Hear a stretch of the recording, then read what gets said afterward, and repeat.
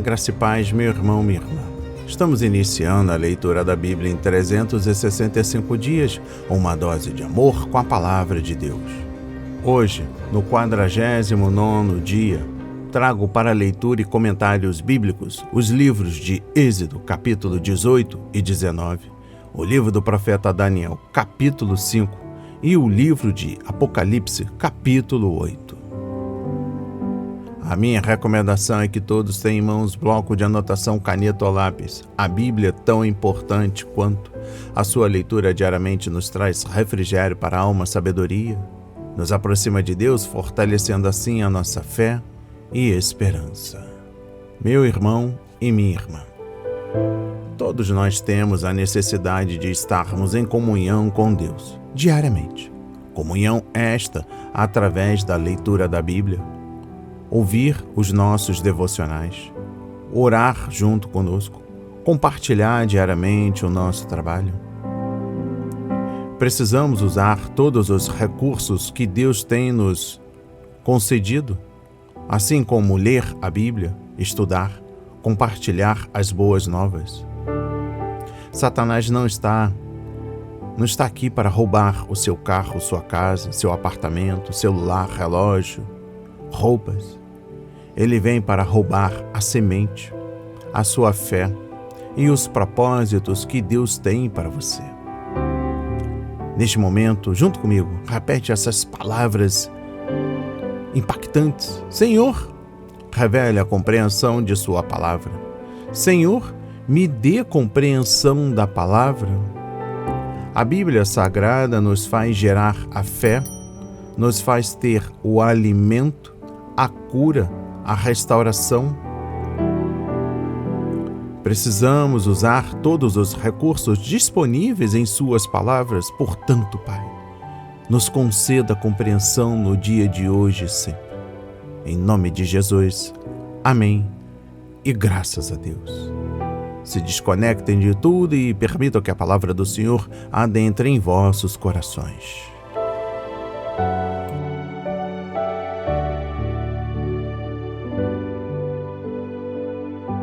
Jetro visita Moisés.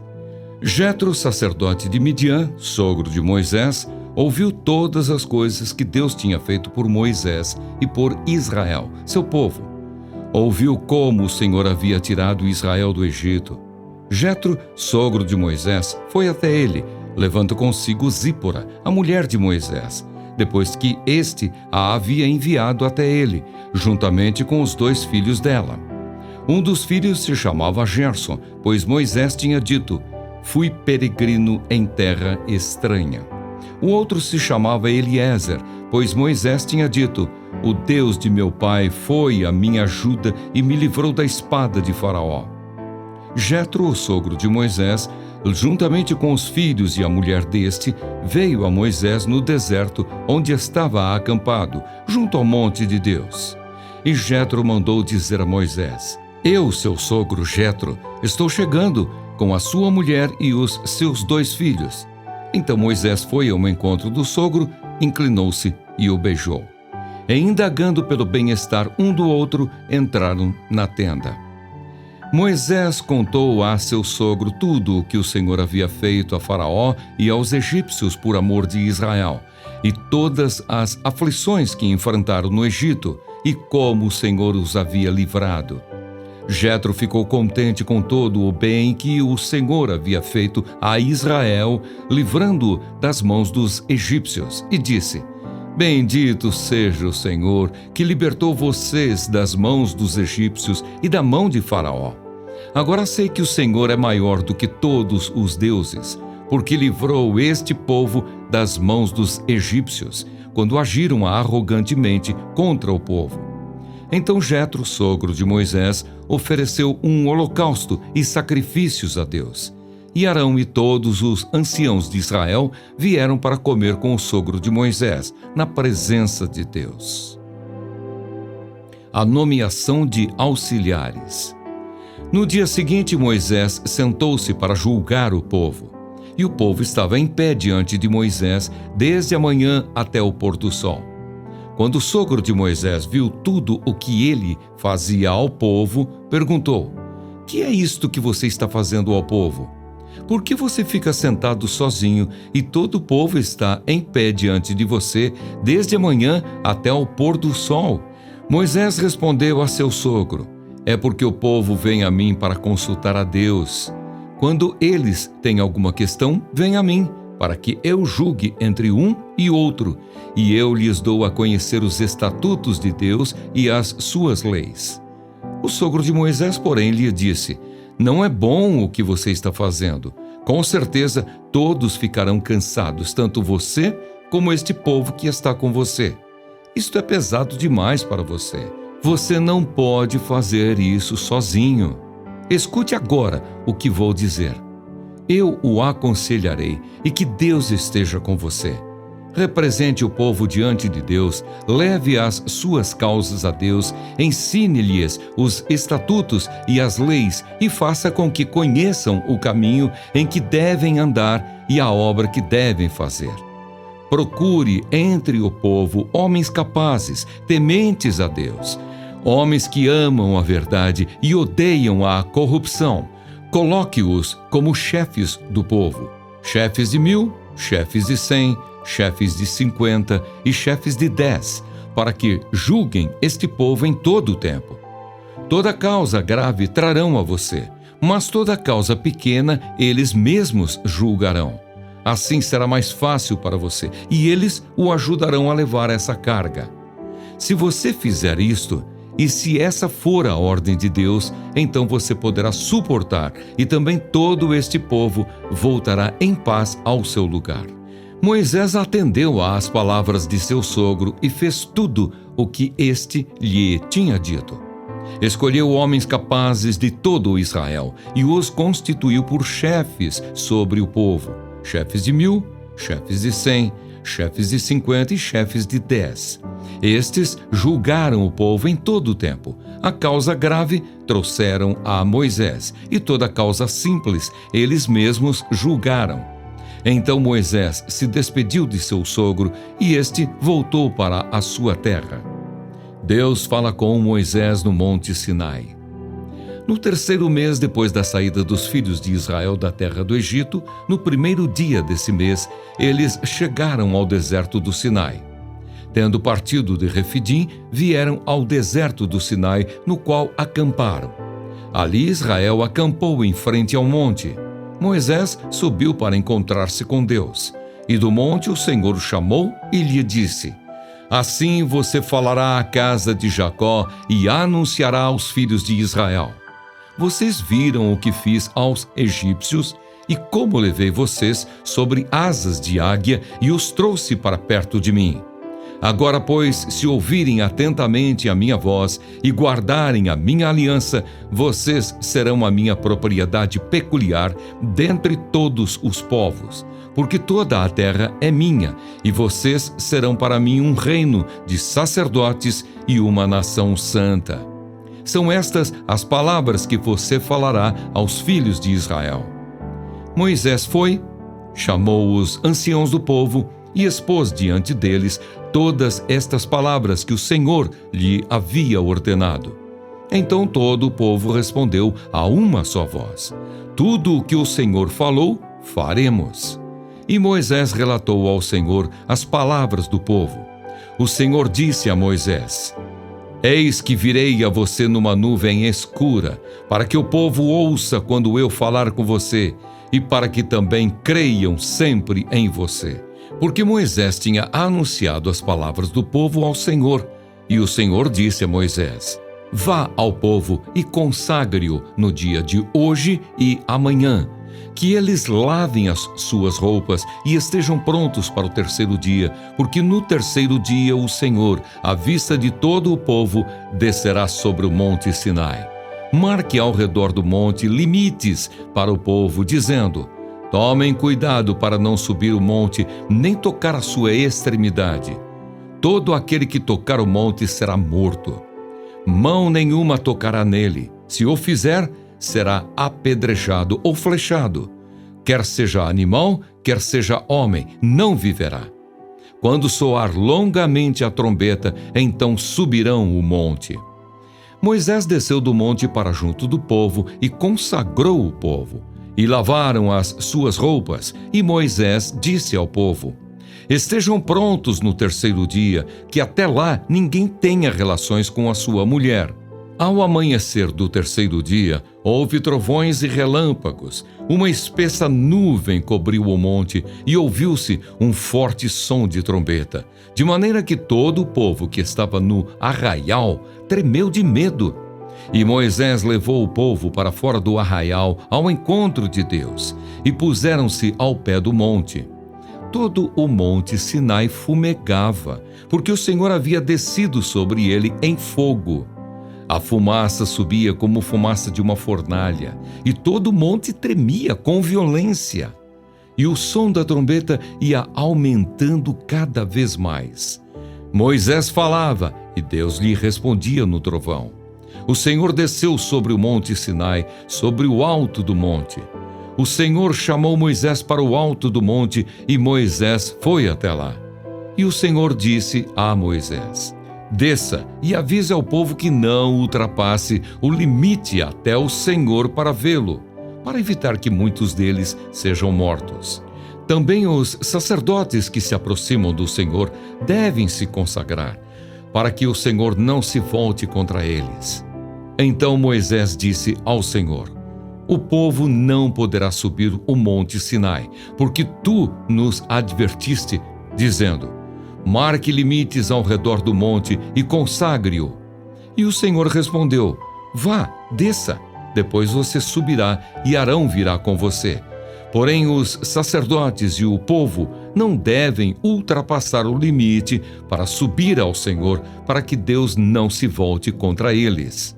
Então Moisés desceu ao povo e lhe disse tudo isso.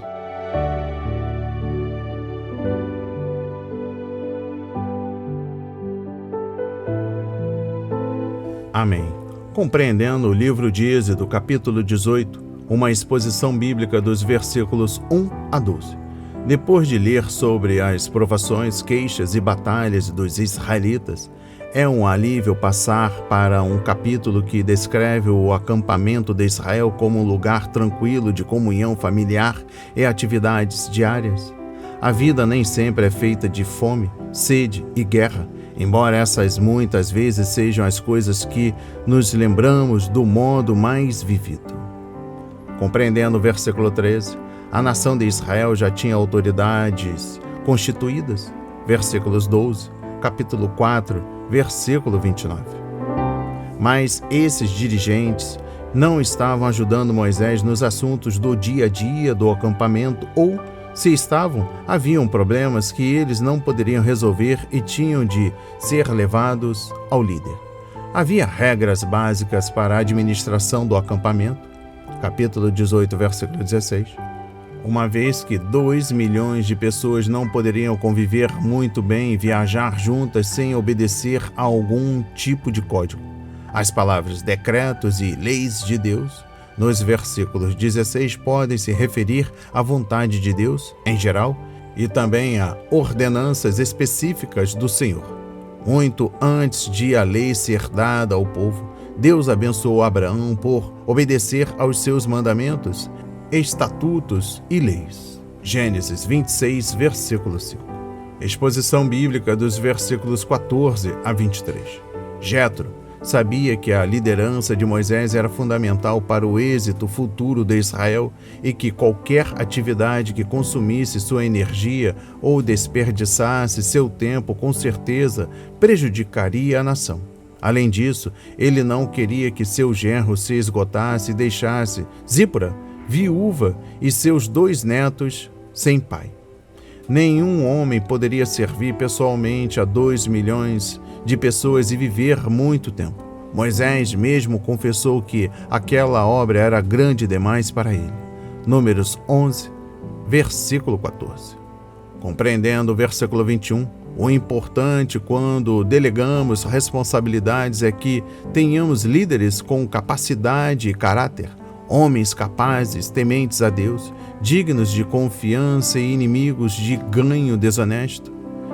Essas qualificações nos lembram da experiência da igreja primitiva, quando foram nomeadas pessoas que pudessem ajudar os apóstolos e desobrigá-los de responsabilidades menores, conforme Atos 6, versículos 1 a 7. Esses assistentes precisavam ter boa reputação e ser cheios do Espírito e de sabedoria, além de gozar da aprovação do povo. E eu encerro a compreensão do capítulo 18 com a exposição bíblica dos versículos 24 a 26. De acordo com Deuteronômio 1, versículos 9 a 18, Moisés expôs o conselho de Jetro ao povo, admitiu sua fraqueza e cansaço e pediu que os israelitas escolhessem líderes para ajudá-lo. Eles concordaram com o plano e escolheram oficiais, os quais Moisés então confiou responsabilidade sobre várias tarefas. Toda vez que o ministério entra em conflito com a estrutura, o povo de Deus deve fazer ajustes para não prejudicá-lo. Essas adaptações são necessárias para que o ministério possa crescer livre de impedimentos. Quando a igreja de Jerusalém deu aos apóstolos a ajuda de que eles precisavam, a obra se expandiu e muitas pessoas se converteram. Atos 6, versículo 7. Neste mundo em rápida transformação, os ministérios cristãos devem ser flexíveis se quiserem resolver seus problemas e aproveitar as oportunidades que surgem. A ênfase bíblica não está na organização em si, mas no tipo de organização que envolve pessoas aptas para realizar o trabalho. Compreendendo o capítulo 19 de Êxodo, exposição bíblica dos versículos 1 a 6. Se a liberdade não nos leva à maturidade, acabamos presos a um cativeiro pior do que o tínhamos.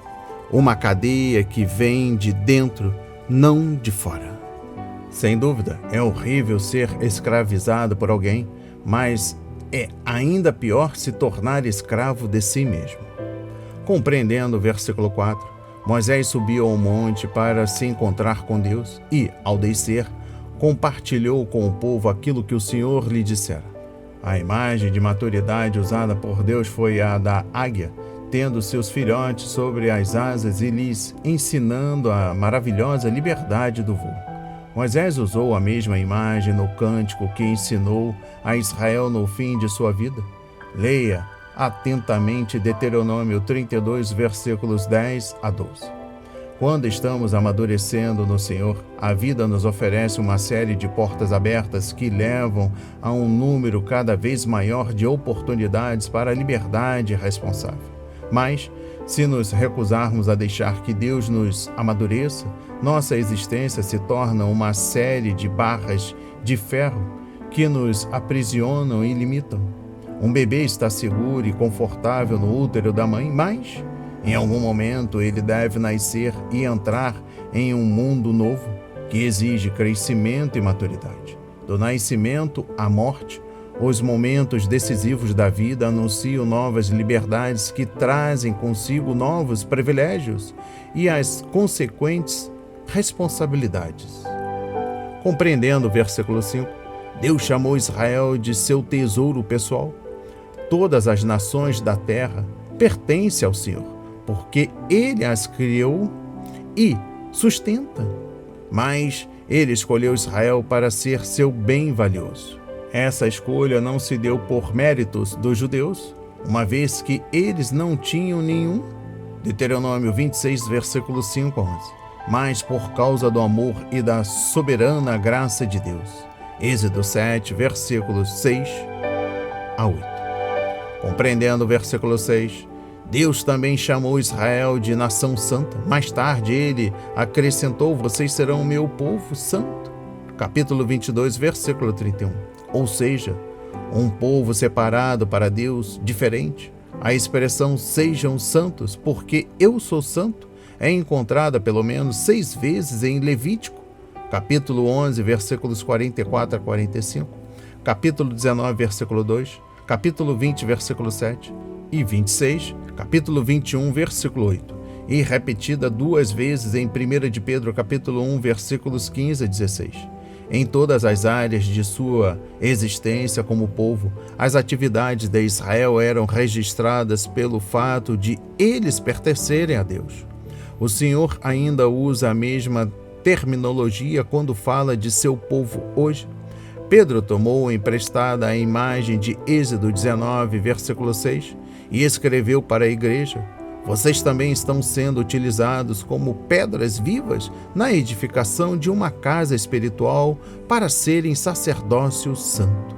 Vocês, porém, são geração eleita, sacerdócio real, nação santa, povo exclusivo de Deus, para anunciar as grandezas daquele que o chamou das trevas para a sua maravilhosa luz. 1 de Pedro, capítulo 2, versículos 5 e 9.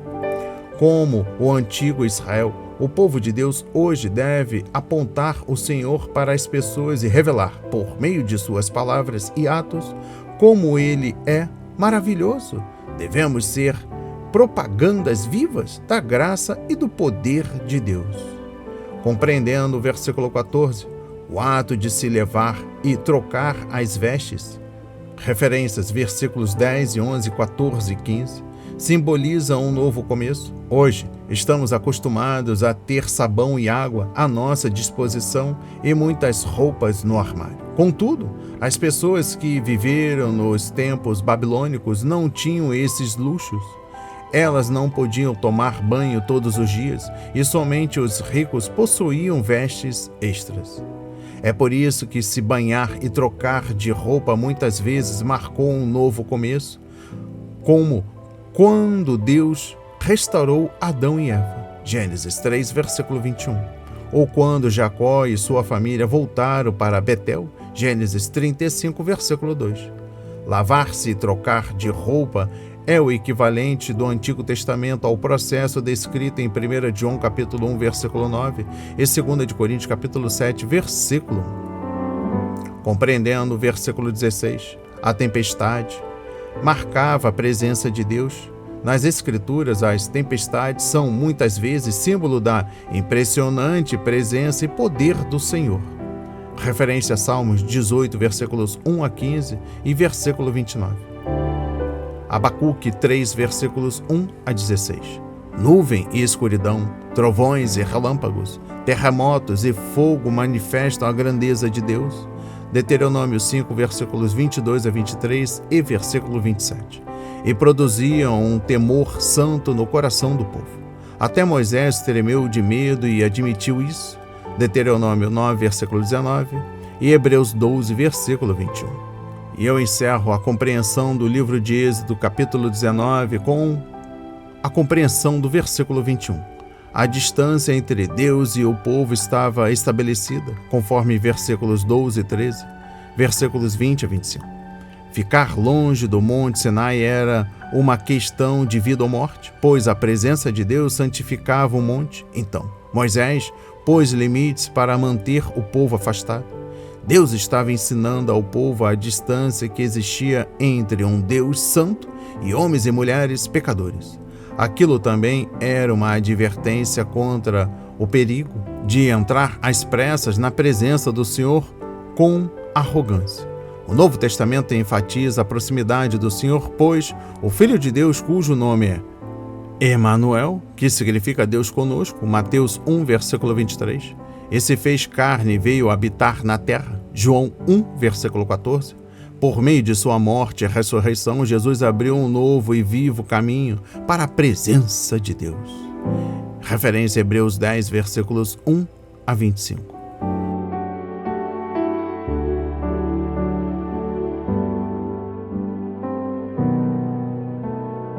O banquete do rei Belsazar. O rei Belsazar deu um grande banquete a 1000 homens importantes do seu reino e bebeu vinho na presença deles. Enquanto Belsazar bebia e apreciava o vinho, mandou trazer os utensílios de ouro e de prata que Nabucodonosor, seu pai, havia tirado do templo de Jerusalém, para que ele, os homens importantes do reino e as mulheres e concubinas do rei os usassem para beber vinho. Então trouxeram os utensílios de ouro que haviam sido tirados do templo da casa de Deus em Jerusalém, e beberam neles o rei, os homens importantes do reino e as mulheres e concubinas do rei. beberam o vinho e deram louvores aos deuses de ouro, de prata, de bronze, de ferro, de madeira e de pedra. No mesmo instante apareceram uns dedos de mão humana que começaram a escrever na parede caiada do palácio real, no lugar iluminado pelo candelabro. E o rei via os dedos que estavam escrevendo.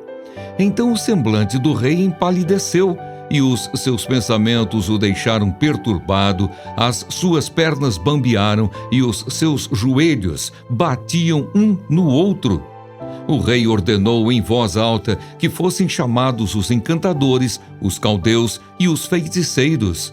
O rei disse aos sábios da Babilônia: aquele que ler o que está escrito na parede e me declarar a sua interpretação será vestido de púrpura, receberá uma corrente de ouro para pôr no pescoço e será o terceiro homem mais importante do meu reino.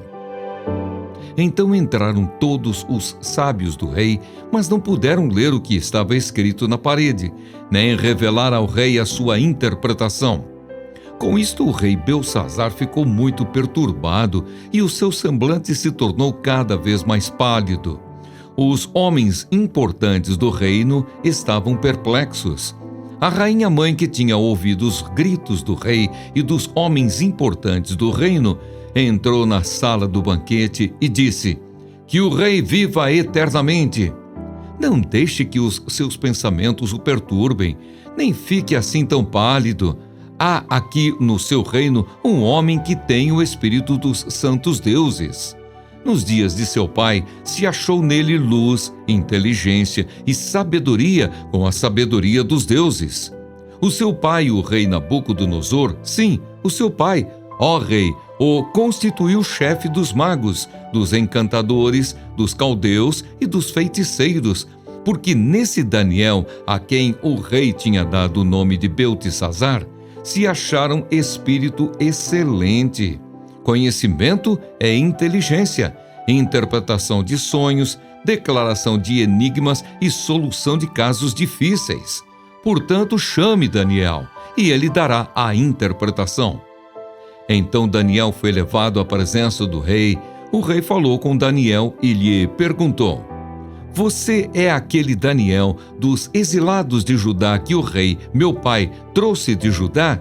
Tenho ouvido dizer a seu respeito que o espírito dos deuses está em você e que em você se acham luz, inteligência e excelente sabedoria. Acabam de ser trazidos à minha presença os sábios e os encantadores para lerem o que está escrito na parede e me darem a sua interpretação. Mas eles não puderam dar a interpretação dessas palavras. Eu, porém, tenho ouvido dizer que você é capaz de dar interpretações e solucionar casos difíceis. Portanto, se você puder ler o que está escrito e me revelar a sua interpretação, você será vestido de púrpura, receberá uma corrente de ouro para pôr no pescoço e será o terceiro homem mais importante do meu reino. Então Daniel respondeu e disse na presença do rei: o Senhor pode ficar com os seus presentes e dar as suas recompensas a outra pessoa. No entanto, vou ler para o rei o que está escrito na parede e lhe darei a interpretação. Ó rei, o Deus Altíssimo deu o reino a Nabucodonosor, seu pai, bem como grandeza, glória e majestade. Por causa da grandeza que lhe deu, pessoas de todos os povos, nações e línguas tremiam e temiam diante dele. Matava a quem queria e a quem queria deixava com vida. Exaltava uns e humilhava outros, mas quando o coração dele se elevou e o seu espírito se tornou orgulhoso e arrogante, foi derrubado do seu trono real e perdeu toda a sua glória. Foi expulso do meio dos filhos dos homens. O seu coração foi feito semelhante ao dos animais e passou a morar com os jumentos selvagens. Comia capim como os bois, e o seu corpo foi molhado pelo orvalho do céu, até que reconheceu que Deus, o Altíssimo, tem domínio sobre os reinos do mundo e os dá a quem Ele quer. E o Senhor, rei Belsazzar, que é filho de Nabucodonosor, não humilhou o seu coração, mesmo sabendo de tudo isso. Pelo contrário, se levantou contra o Senhor do céu, mandando trazer os utensílios do templo dele, para que o Senhor, ó rei, as suas mulheres e concubinas, juntamente com os homens importantes do reino, bebessem vinho neles. Além disso, o Senhor deu louvores aos deuses de prata, de ouro, de bronze, de ferro, de madeira e de pedra, que não veem, não ouvem e não sabem nada. Mas o Senhor não deu glória a Deus, em cuja mão estão a sua vida e todos os seus caminhos. É por isso que ele enviou aquela mão que escreveu na parede. E o que está escrito é isto: Mene, Mene, Tekel e Parsim. Esta é a interpretação daquilo. Mene, Deus contou os dias do seu reinado, ó rei, e pôs um fim nele. Tekel, você foi pesado na balança e achado em falta. Pérez, o seu reino foi dividido e entregue aos medos e aos persas. Então Belsazzar mandou que vestissem Daniel de púrpura, que lhe pusessem uma corrente de ouro no pescoço e que proclamassem que passaria a ser o terceiro no governo do seu reino. Naquela mesma noite, Belsazzar, rei dos caldeus, foi morto. E Dario, o Medo, se apoderou do reino, quando tinha mais ou menos 62 anos de idade.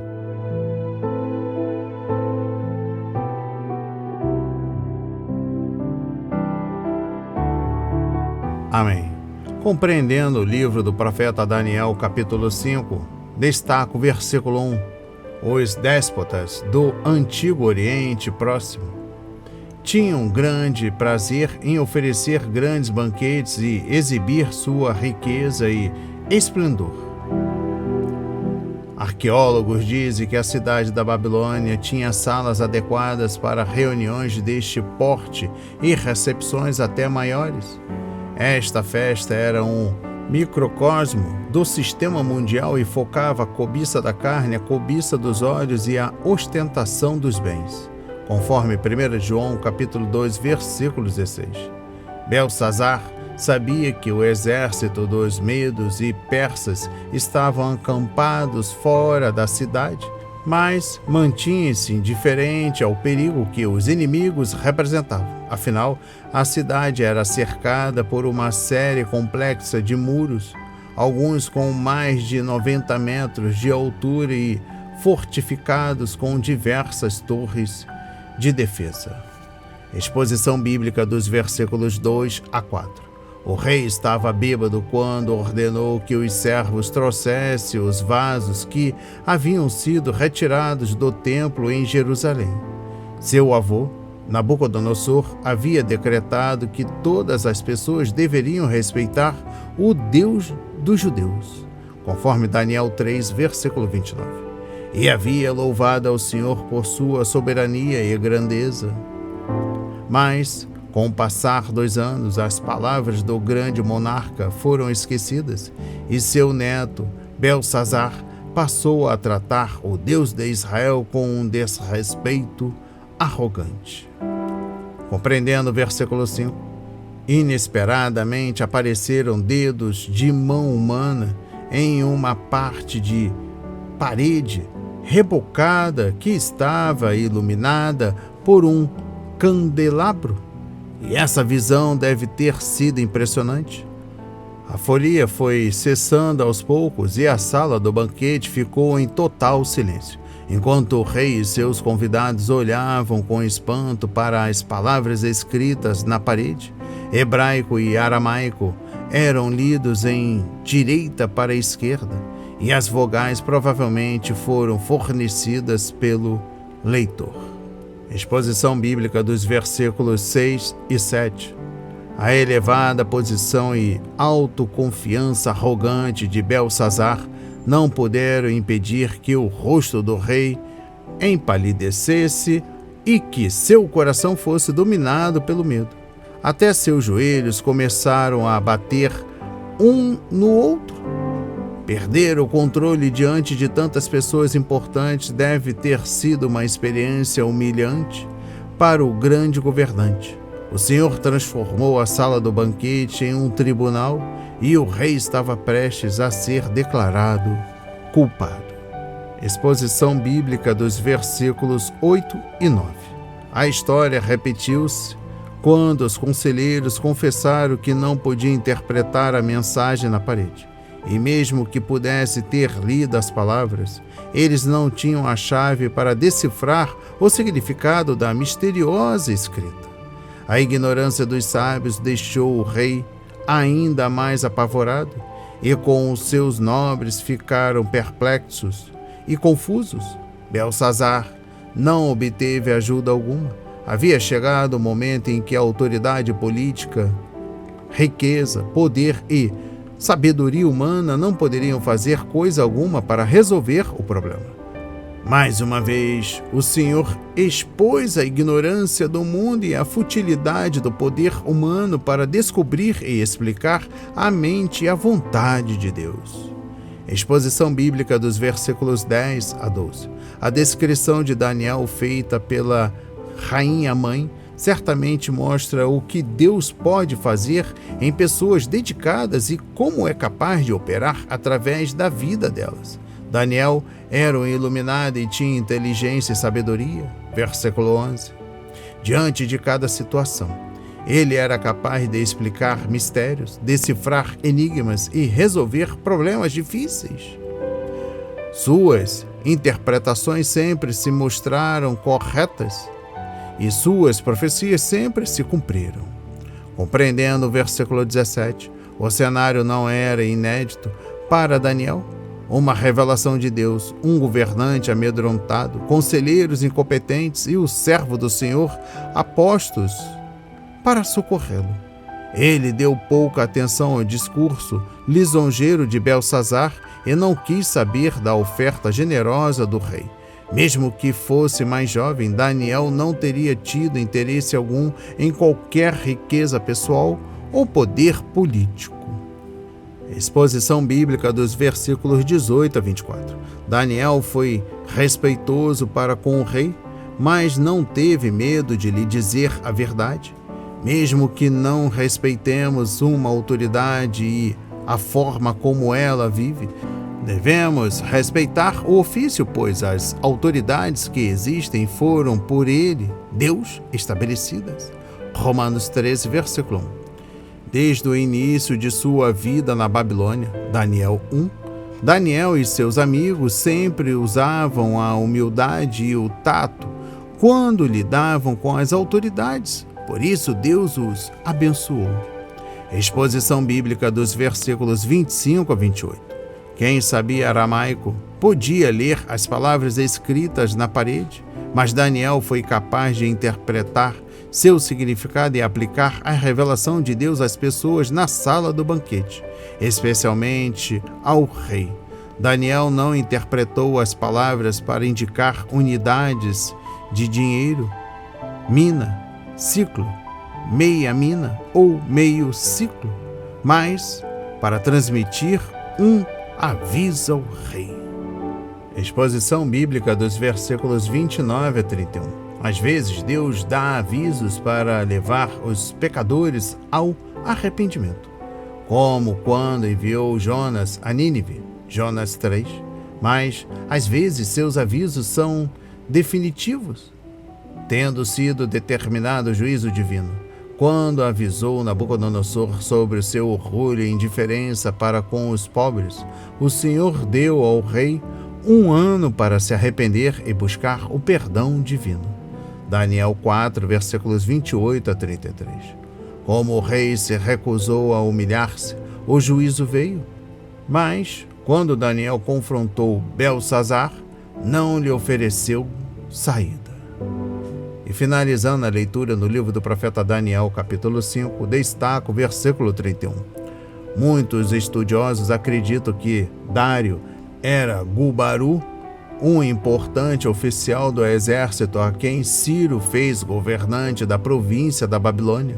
Dário, o Medo-Persa, não deve ser confundido com o Dário que reinou em 522 a 486 a.C. e incentivou o remanescente judeu na restauração do templo. Referência: livro do profeta Esdras 5 e 6.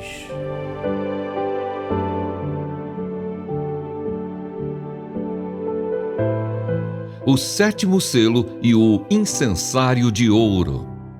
Quando o cordeiro quebrou o sétimo selo, houve silêncio no céu durante quase meia hora.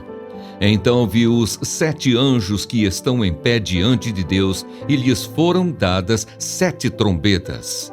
Veio outro anjo e ficou em pé junto ao altar, com um incensário de ouro.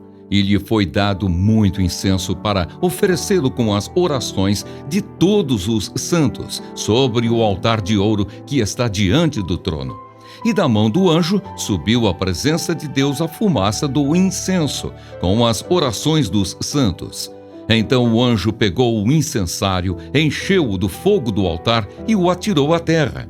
E houve trovões, vozes, relâmpagos e terremoto. As 7 trombetas. Então os 7 anjos que tinham as 7 trombetas se prepararam para tocar. A primeira trombeta. O primeiro anjo tocou a trombeta, e houve granizo e fogo misturados com sangue, e foram atirados à terra. Então foi queimada a terça parte da terra. Foi queimada a terça parte das árvores, e também toda a erva verde foi queimada. A segunda trombeta. O segundo anjo tocou a trombeta, e uma espécie de grande montanha em chamas foi atirada ao mar. Uma terça parte do mar se transformou em sangue, e morreu a terça parte das criaturas do mar, e foi destruída a terça parte das embarcações. A terceira trombeta. O terceiro anjo tocou a trombeta, e uma grande estrela, queimando como uma tocha, caiu do céu sobre a terça parte dos rios e sobre as fontes das águas. O nome da estrela é Absinto, e a terça parte das águas se transformou em absinto, e muitas pessoas morreram por causa dessas águas, porque se tornaram amargas. A quarta trombeta. O quarto anjo tocou a trombeta, e foi ferida a terça parte do sol, da lua e das estrelas, para que a terça parte deles escurecesse e uma terça parte do dia e também da noite ficasse sem luz. Então vi e ouvi uma águia que, voando pelo meio do céu, dizia com voz forte: Ai! Ai! Ai dos que moram na terra, por causa do som das outras trombetas que os 3 anjos ainda vão tocar.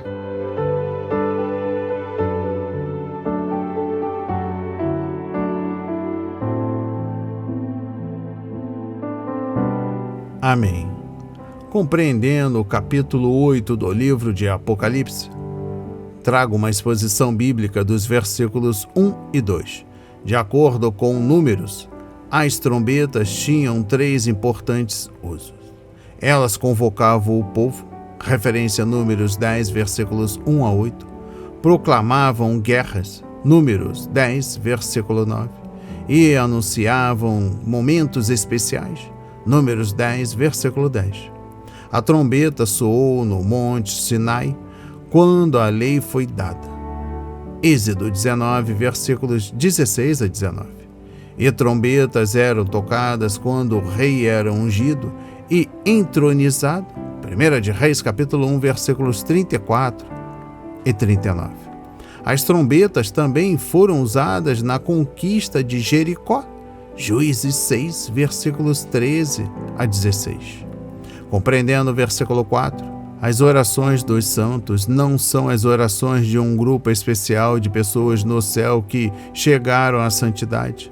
Para começar, todos os filhos de Deus são santos, separados para Deus, por meio da fé em Jesus Cristo. 2 Coríntios, capítulo 1, versículo 1, capítulo 9, versículos 1 e 12 e capítulo 13, versículo 13. E as Escrituras claramente não ensinam que as pessoas no céu oram por cristãos na terra ou que podemos direcionar as nossas súplicas a Deus por meio deles. Oramos ao Pai por meio do Filho, porque só Ele é digno. Apocalipse 5, versículos 2 e 3. Exposição bíblica dos versículos 7 a 13. Os 4 primeiros juízos com trombetas são naturais no sentido de que atingem a terra, a água salgada, a água doce e os corpos celestes. O 5º e o 6º juízos envolve a liberação de forças demoníacas que, a princípio, atormentam e depois matam. Por sua vez, o último dos juízos com trombetas abre uma crise entre todas as nações do mundo.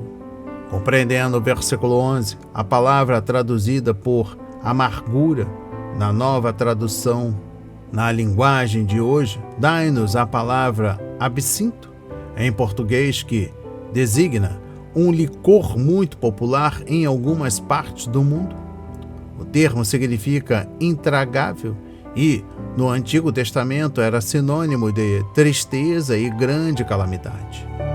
E eu encerro o comentário bíblico no livro de Apocalipse, capítulo 8, com o versículo 13 para a compreensão. Os 3 ais. No versículo 13, refere-se aos juízos que ainda estão por vir, quando os 3 anjos restantes tocarão as trombetas. É como se o mensageiro gritasse: se vocês acham que isso foi terrível, esperem para ver. O pior ainda está por vir. Recebam essas palavras na autoridade de Jesus.